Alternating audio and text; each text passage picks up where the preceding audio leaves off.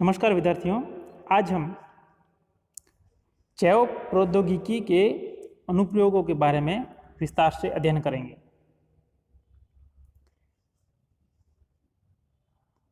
जैव प्रौद्योगिकी के क्या क्या अनुप्रयोग है और इसका किन किन क्षेत्रों में उपयोग किया जा सकता है, इसके अंतर्गत आज हम इसका कृषि क्षेत्र में, चिकित्सा क्षेत्र में व ऊर्जा उत्पादन के क्षेत्र में इन जैव प्रौद्योगिकी के अनुप्रयोगों के बारे में समझने का प्रयास करेंगे।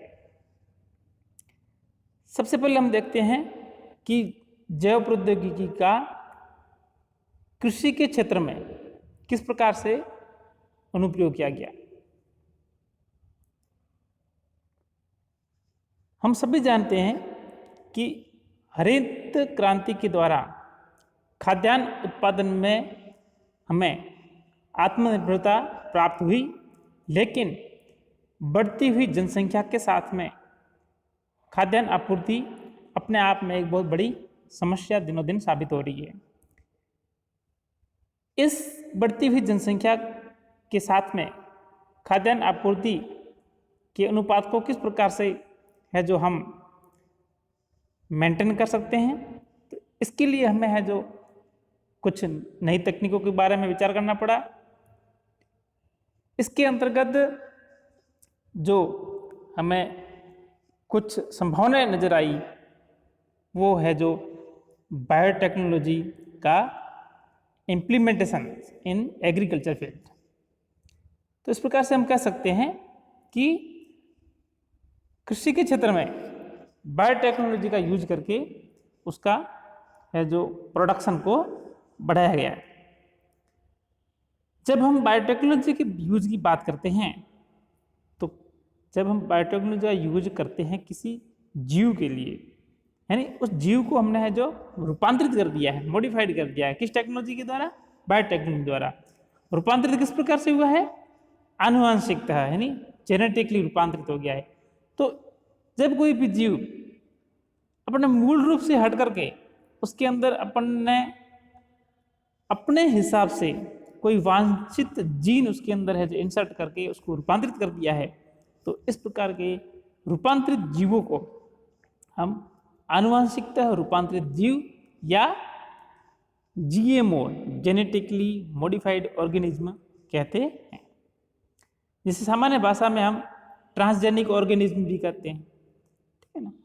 तो जैसा नाम से विदित हो रहा है कि ट्रांसजेनिक ऑर्गेनिज्म है, यानी ऐसे जीव जिनके अंदर जीन को ट्रांसफर किया गया है। यह जीन वह जीन है जो उस जीव के अंदर फंक्शनल होती है, उसकी खुद की नहीं होती है, जिसको है जो हम बाहर से या जो फॉरेन जीन कहते हैं, फॉरेन जीन के रूप में उस जीव के अंदर उसको इंसर्ट किया गया है।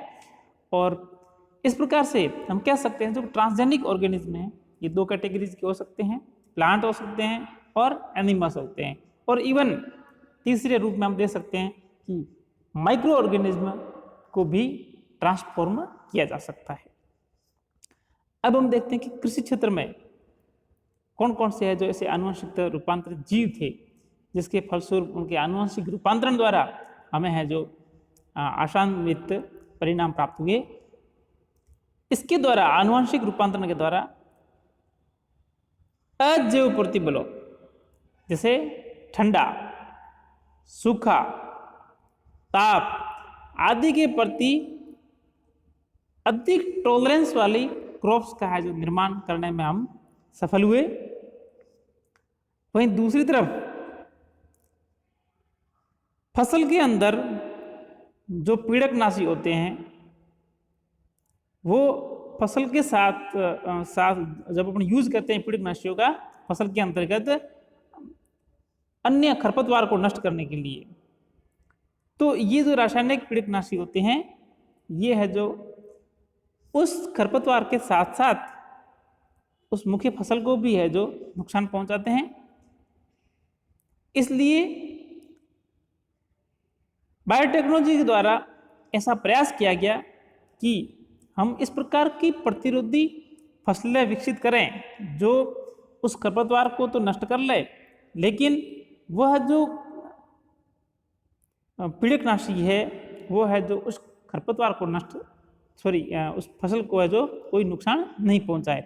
तो इसके लिए हमें क्या करना पड़ेगा कि बायोटेक्नोलॉजी का यूज करते हुए पीड़कनाशी प्रतिरोधी क्रॉप्स को है जो विकसित करना पड़ेगा, और जिसके फलस्वरूप हमारी है जो रासायनिक पीड़कनाशकों पर निर्भरता कम हो जाएगी, जिसके फलस्वरूप है जो किसानों को इन रासायनिक पीड़कनाशकों के लिए होने वाला खर्च है जो कम हो जाएगा।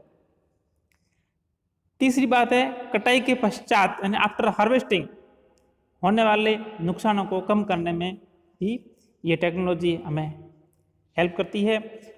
खाद्य पदार्थों के पौष्टिक स्तर में वृद्धि, यानी जो खाद्य पदार्थ है उनके अंदर जो उनकी न्यूट्रिशन कंटेंट है उसके अंदर वृद्धि करना एक बहुत बड़ी बात है।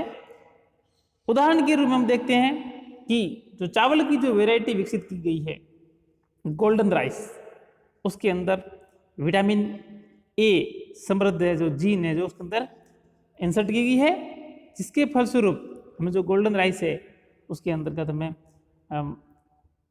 भोजन के साथ साथ विटामिन ए का है जो सप्लीमेंट भी मिल जाता है। इसके लिए विटामिन ए के रूप में चावल की किस्म के अंतर्गत कैरोटीन जीन को है जो ट्रांसफर किया गया है। अब हम कृषि क्षेत्र में कुछ उदाहरणों के द्वारा बायोटेक्नोलॉजी के अनुप्रयोगों को समझते हैं। सबसे पहले जो हमने बात की थी पीड़क प्रतिरोधी फसलें, यानी जो पेस्ट होते हैं, जो कीड़े होते हैं फसलों के अंदर जो रोग पैदा करते हैं, उनके प्रतिरोधी जैविक रूप से उन फसलों को किस प्रकार से प्रतिरोधी बनाया जाए। तो इसके अंतर्गत जो अपना प्रचलित उदाहरण है आप सबने सुना होगा वो है बीटी कपास। बीटी से मतलब है हमारा बैसिलस थुरिंजिएंसिस, ये एक प्रकार का सोइल बैक्टीरिया है जो कॉटन के अंदर बोलवर्म डिजीज कोज करता है। इस बैक्टीरिया की बैसिलस थुरिंजिएंसिस की कुछ है जो नस्लें ऐसे प्रोटीन का निर्माण करती है जो विशिष्ट प्रकार के कीटों जैसे लेथिडोस्टिसन, इसके अंतर्गत तंबाकू की कली का कीड़ा, सैनिक कीड़ा, कोलियोप्टेरॉन, डिप्टेरॉन आदि को मारने में सहायक है। अब कौन कौन सी पीड़क प्रतिरोधी फसलें बायोटेक्नोलॉजी के एप्लीकेशंस के द्वारा विकसित की गई उसके अंतर्गत बीटी कपास के बारे में तो आप जान ही चुके हैं। इसके अलावा बीटी मक्का, बीटी धान, बीटी टमाटर, बीटी आलू व बीटी सोयाबीन आदि अन्य फसलें भी है जो इसी प्रकार से विकसित की गई हैं जो कि पीड़क प्रतिरोधी फसलें है। यहाँ पर आप है जो एक पिक्चर देख रहे हैं जिसके अंतर्गत आपको एक तरफ आपको है जो ये ग्रीन कलर का जो बॉल दिख रहा है, इसके अंतर्गत आपको रोग दिख रहा है ना, बोलवर्म, और दूसरा जो आप देख रहे हैं वो है जो मैच्योर फ्रूट देख रहे हैं जिसके अंतर्गत कोई रोग नहीं है। अब है पीड़क प्रतिरोधी पादप कि पादपों को किस प्रकार से पीड़कों के प्रति प्रतिरोधी बनाया जाए। इसके अंतर्गत बायोटेक्नोलॉजी द्वारा आरएनए अंतरक्षेप प्रक्रिया को अपनाया गया, और इस प्रक्रिया द्वारा एक निमेटोड है सूत्रकृमि मिल्वाडेगा इनकॉग्निशिया जो कि तंबाकू की पौधों की जड़ों को संक्रमित कर उसकी उत्पादन को काफी कम कर देता है, ठीक है ना, जिसके फलस्वरूप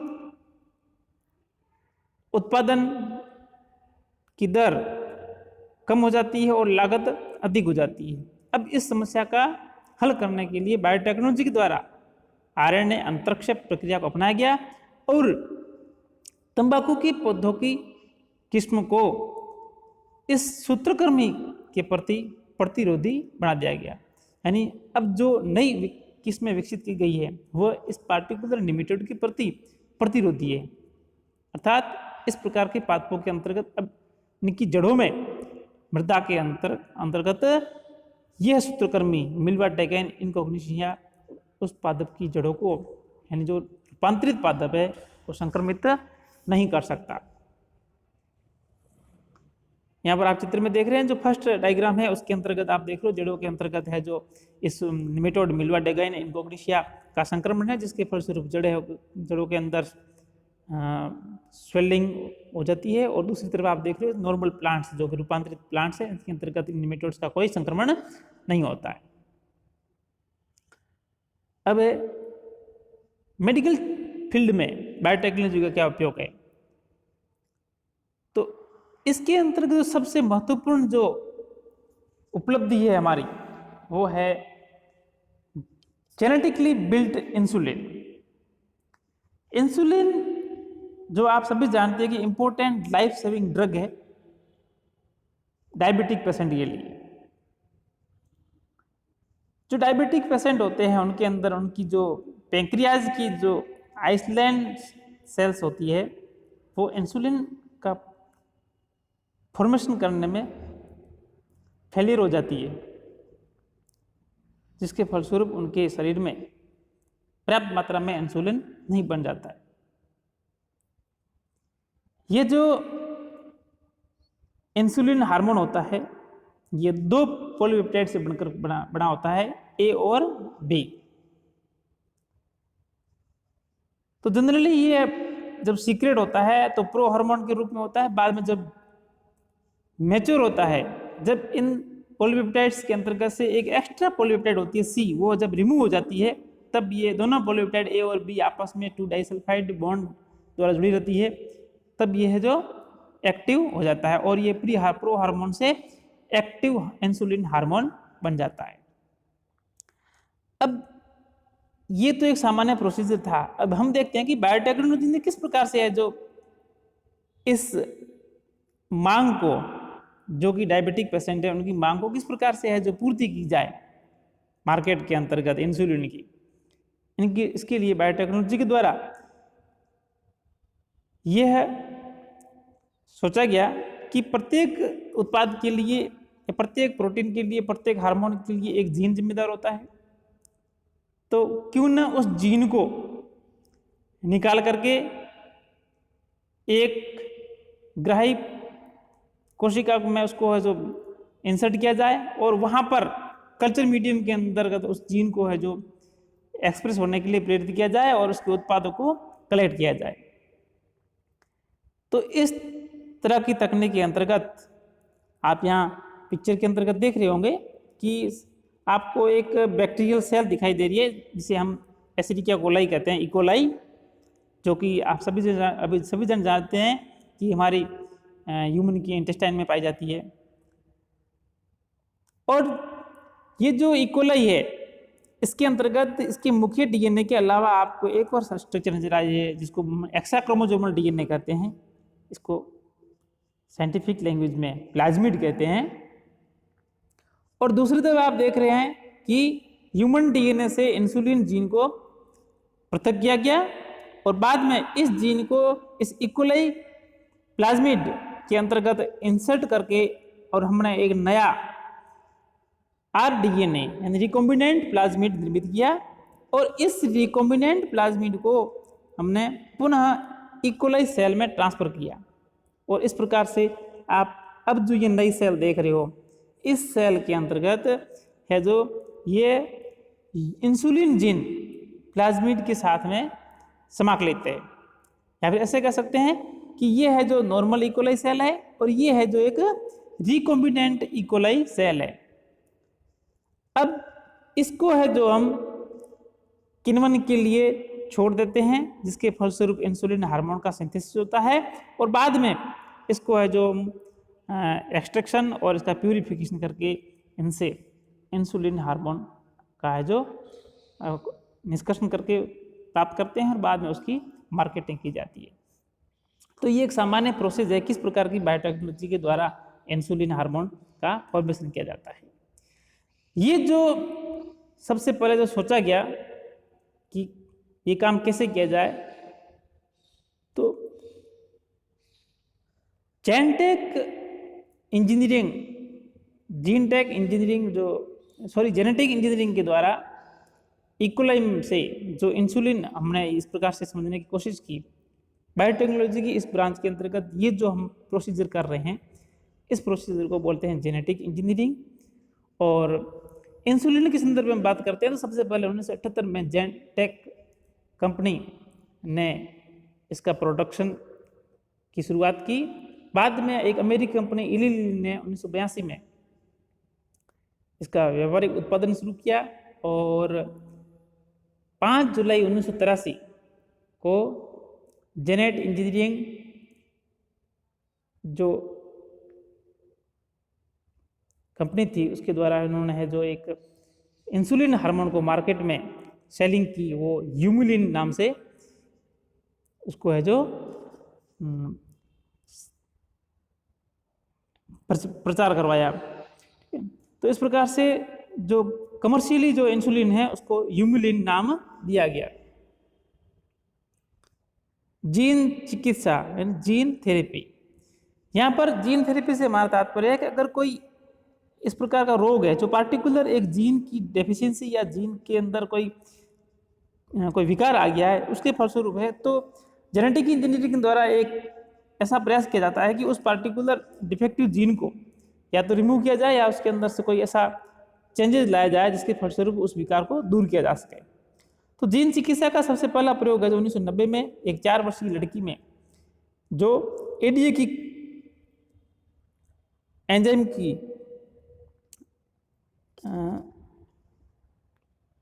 एफिशिएंसी अर्थात ऐसे कह सकते हैं एडिनोसिन डीएमिनेज की कमी से जूझ रही थी।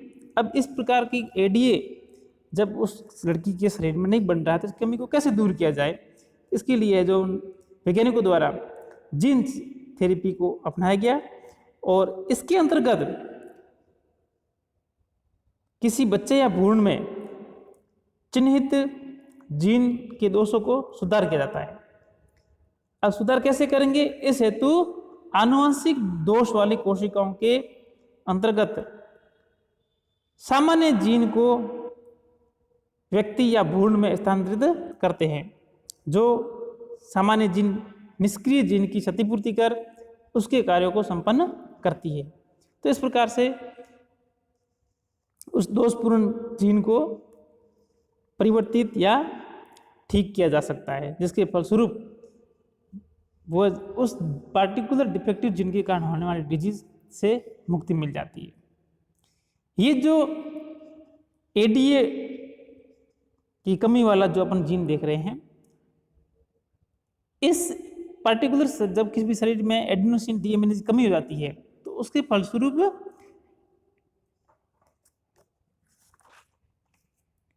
डीऑक्सी एडिनोसिन प्रोडक्ट बनता है। किसके फलस्वरूप बनता है, डीएनए की ब्रेकडाउन होने से कोशिकाओं में डीऑक्सी एडिनोसिन बनता है। यह डीऑक्सी एडिनोसिन टॉक्सिक होता है कोशिकाओं के लिए। अब टॉक्सिक होने के साथ ही साथ यह है जो लिम्फोसाइट्स को प्रभावित करता है, जिसके फलस्वरूप शरीर की रोग प्रतिरोधक क्षमता में कमी आती है। लेकिन एडिनोसिन डीएमिनेज एंजाइम डीएनए के ब्रेकडाउन से निर्मित उत्पाद टॉक्सिक उत्पाद डीऑक्सी एडिनोसिन को डीऑक्सी आइनोसिन में परिवर्तित कर देता है, जिसके फलस्वरूप उसके हार्मफुल प्रभाव को है जो नील कर दिया जाता है। अब मोलिकुलर डायग्नोसिस कि किस प्रकार से है जो किसी बीमारी का आणविक स्तर पर उसका है जो पता लगाया जाता है। तो रोग निदान की जो परंपरागत विधियां हैं, जिसके अंतर्गत सीरम है, यूरिन एनालिसिस है आदि का प्रयोग करते हैं रोग का प्रारंभिक पता लगाने के लिए, लेकिन इनके द्वारा इनिशियल कंडीशन में रोग का पता लगाना संभव नहीं है। लेकिन आजकल बायोटेक्नोलॉजी के अंतर्गत recombinant DNA technology, PCR technology व एलिजा टेक्निक, ये कुछ ऐसी टेक्निक्स है जिसके द्वारा हम किसी भी रोग की इनिशियल स्टेज में प्रारंभिक पहचान कर सकते हैं। जैसा कि अभी आप सब लोग वर्तमान में परिचित है, आपने नाम सुना होगा, पढ़ा होगा कहीं पर जो कोविड-19 अभी हमारे लेटेस्ट इश्यू जो चल रहा है, इसके अंतर्गत जांच के अंतर्गत आपने सुना होगा कि आरटी-पीसीआर किया जाता है ना। आरटी-पीसीआर मतलब है real time polymerase chain reaction. तो जो आरटी-पीसीआर है वो है जो पॉलीमरेज श्रृंखला अभिक्रिया का ही हिस्सा है। इसके अंतर्गत ए पार्टिकुलर वांछित जीन की जो पॉलीमरेज श्रृंखला अभिक्रिया है, इसके अंतर्गत एक पार्टिकुलर वांछित जीन की बहुत सारी प्रतियां बहुत ही कम समय में तैयार हो जाती है। ये बहुत ही आसान तरीका है जिसके द्वारा किसी भी रोग का है जो पता लगाया जा सकता है। तो इस प्रकार से बायोटेक्नोलॉजी की के अंतर्गत इन विभिन्न प्रकार की टेक्नोलॉजियों के द्वारा इनकी एप्लीकेशंस इम्प्लीमेंटेशन के द्वारा हम रोगों का प्रारंभिक अवस्था में पता कर सकते हैं। पारजीवी जंतु जैसा कि हम पढ़ सकते हैं, कृषि क्षेत्र में हमने बीटी क्रॉप्स के बारे में पढ़ा था। तो बीटी क्या थे? वो भी पारजीवी पादप थे और ये है पारजीवी जंतु। तो जिस तरह से पादपों में हमने फॉरेन डीएनए डाल करके उनके जीनोम को ट्रांसफॉर्म कर दिया, रूपांतरित कर दिया, उसी तरह से अगर जंतुओं में आप अगर बाहर से फॉरेन जीन डालोगे और वो जीन अगर उस जंतु के अंदर फंक्शनल जीन के रूप में कार्य करता है, तो इस प्रकार के जंतु को हम पारजीवी जंतु कहते हैं। पारजीवी जंतुओं के अंतर्गत आज विभिन्न प्रकार के जीव है जो वैज्ञानिकों द्वारा तैयार किए गए हैं, जिसके अंतर्गत आपको पारजीवी चूहे, खरगोश, सुअर, भेड़, गाय, बकरी व मछलियां आदि की प्रजातियां देखने को मिलती है। अब इन पारजीवी जंतुओं का क्या उपयोग है बायोटेक्नोलॉजी द्वारा? इसको हम इस तरह से समझ सकते हैं कि जो पारजीवी, जैसे मान लो कोई पारजीवी भेड़ है, तो उस भेड़ के अंदर human anti haemophilic factor 9 gene को इंट्रोड्यूस कर दिया गया और यह जो जीन होती है ह्यूमन क्लोटिंग फैक्टर 9 बनाती है। और उस भेड़ के अंदर जब ये जीन एक्टिव होती है, तो जब भेड़ मिल्क प्रोड्यूस करती है, तो उस मिल्क के अंदर हमें ये ह्यूमन क्लोटिंग फैक्टर 9 मिलता है और इस मिल्क से इस ह्यूमन क्लोटिंग फैक्टर 9 को अलग करके हीमोफिलिक पेशेंट की ट्रीटमेंट के लिए प्रयोग में लाया जाता है। इसी प्रकार से जो पारजीवी बकरियां होती है, उनके अंतर्गत blood clot dissolving protein TPA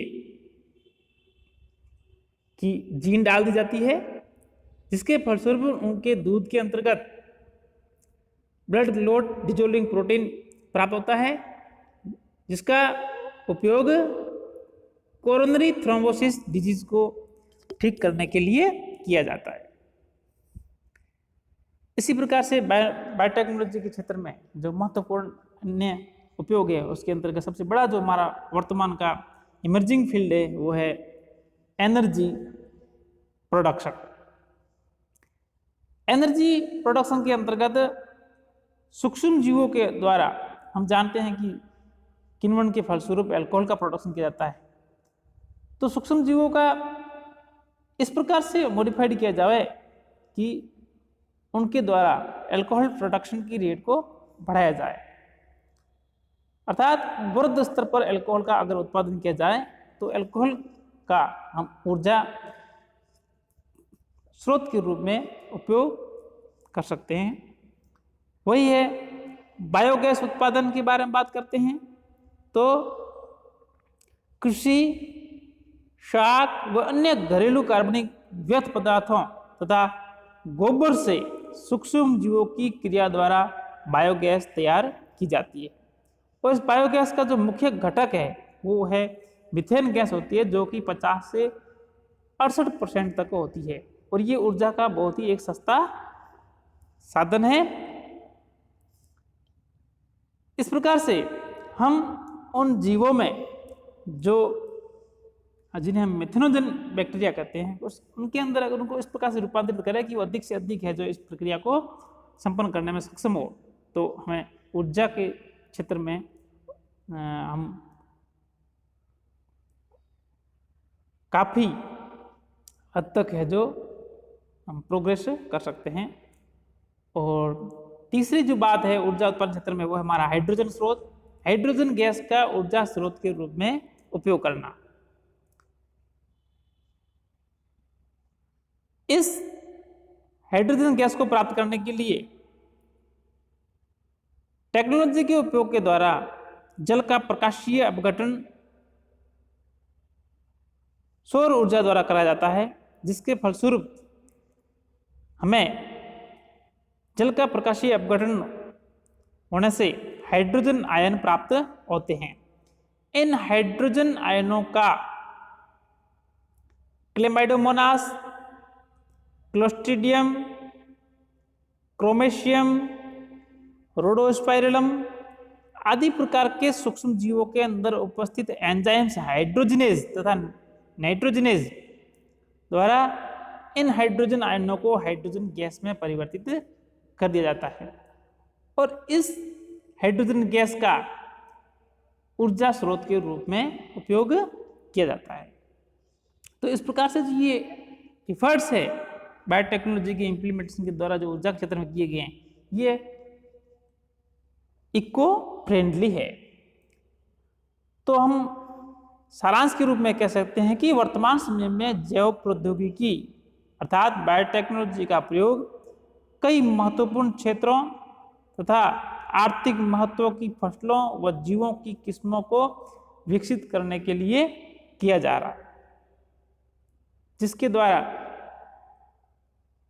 हमें विभिन्न प्रकार के उत्पादों की सेवाएं सहज और आसानी से प्राप्त हो रही। धन्यवाद।